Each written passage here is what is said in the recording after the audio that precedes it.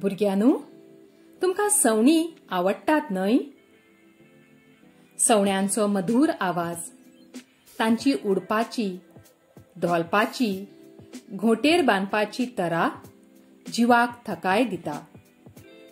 आयज आमी सवण्यांच्या ओडलायण्या जिविताचेर आदारीत आशिल्ली 8वी यत्तेची कविता शिकतले. कवितेचे नाव सवण्यांची शाळा. कविता रचपी भोवमानेस कमलादेवी राव देशपांडे. ताणी आकाशवाणी पणजी केंद्राचेर जायतो स्वावर करून नाव जोडला.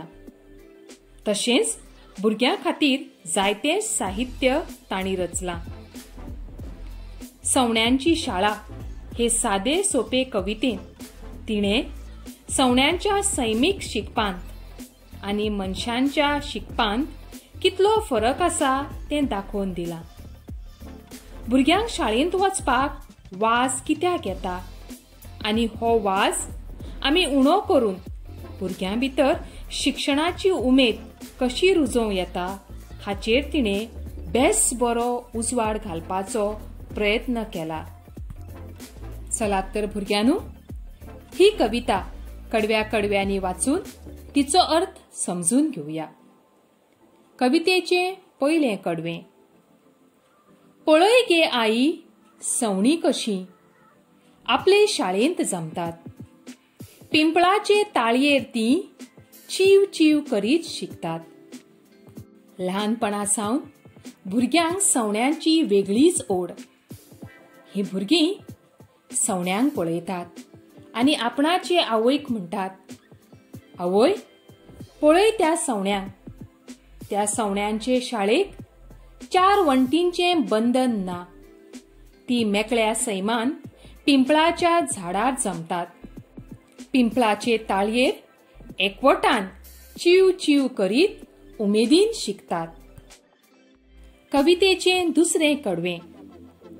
एकच वगत ना तांकां शाळेंत जमा जावपाक.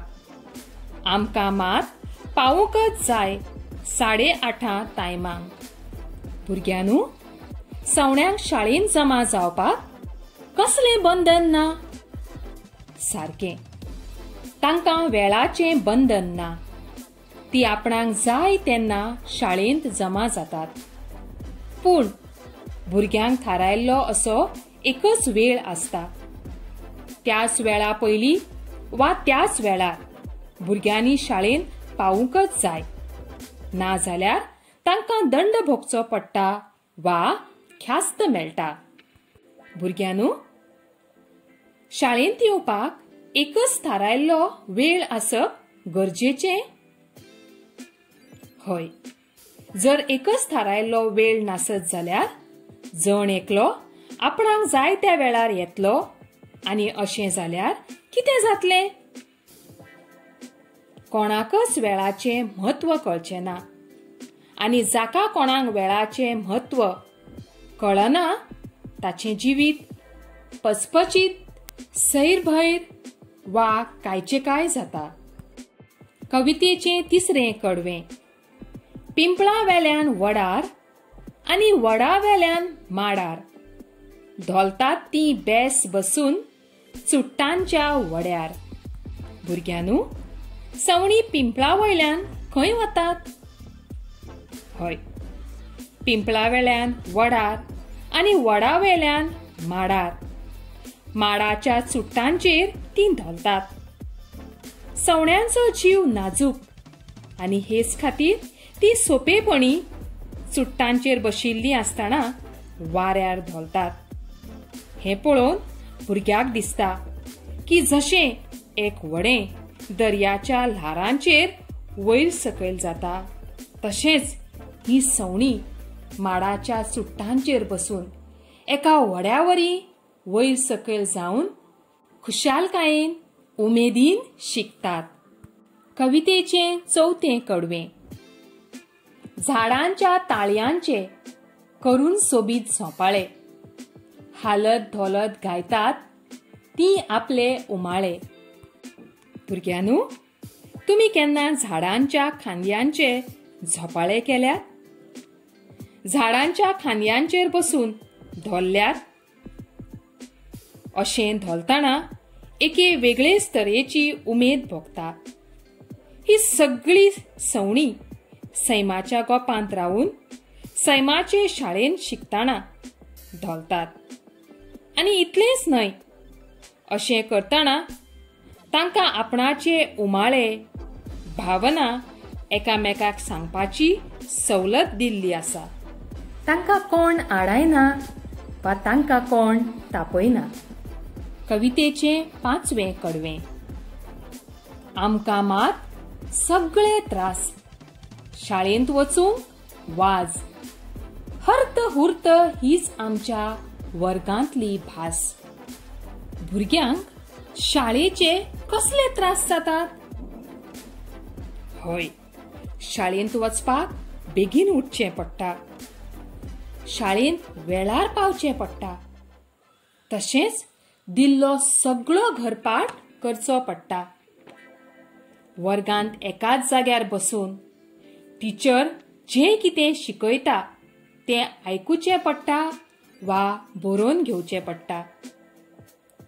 टीचरीची परवानगी घेवनूच उलोवपाक मेळटा. आनी हे सगळे नेम पाळले ना जाल्यार टीचरीची हर्त हुर्त भास आयकोची पडटा. भुरग्यांनो, तुमकां खंयची शाळा आवडली? सवण्यांची काय मनशांची? सवण्यांचे शाळेंत सगळीच मेकळीक आसा, पूण भुरग्यांचे शाळेंत नेम पाळचे पडटात. नेमांचे पालन करप म्हळ्यार एके तरेची शिस्त बाळगप, आनी शिस्त बाळगप म्हळ्यार स्वताची, भोवतणची आनी सैमाची उदरगत करप. आदल्या काळार शिक्षण टिचराचेर केंद्रीत आसतालें, पूण आयज तशें ना. ल्हव शिक्षण भुरग्यांचेर, विद्यार्थ्यांचेर केंद्रीत जाल्लें आसा. आनी हाकाच लागून विद्यार्थ्यांक शिक्षकाच्या मार्गदर्शनाचेर जायत्यो कृती करपाक मेळटात. ह्यो कृती करतना भुरग्यांक फावो ती मेकळीक दिली वता. देखीक जायते फावटी टिचरी विद्यार्थ्यांक गटांनी वांटून घालतात. तातूंत तांकां फावो तें कार्य दितात. त्या कार्याचेर वर्गांत भासाभास करतात. अशें केल्ल्यान भुरग्यांक स्वता ते कृतीचो अणभव घेवपाक मेळटा. जायती भासाभास जाता. भुरग्यांच्या सुप्त गुणांचेर उजवाड पडटा आनी आदी. आनी अशे तरेन आयज कालच्या शिक्षणांत फावो ती दुरुस्ती करून, फावो ते नेम शिस्त पाळून मनशांचे वा भुरग्यांचे शिक्षण सैमीक शाळे भशेन उमेदीचें, आवडीचें जाल्लें आसा. तर भुरग्यांनो, तुमी ह्या नवीन शिक्षणाचो फावो तसो फायदो घेवन तुमचो फुडार परजळीत करचो. देव बरें करूं.